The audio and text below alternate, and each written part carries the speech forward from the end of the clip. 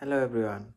আপনারা সকলেই জানেন যে আমি যে প্ল্যাটফর্মগুলা বা যেই ইনভেস্টমেন্ট সাইটগুলাতে কাজ করি, সেই কাজগুলাতে ইনভেস্টমেন্টের হারটা অনেক বেশি। তাই আপনারা অনেকেই রিকোয়েস্ট করেছেন যে ন্যূনতম ইনভেস্টমেন্টের মাধ্যমে কি ইনকাম করার কোনো ভালো প্ল্যাটফর্ম বা ভালো সাইট নাই?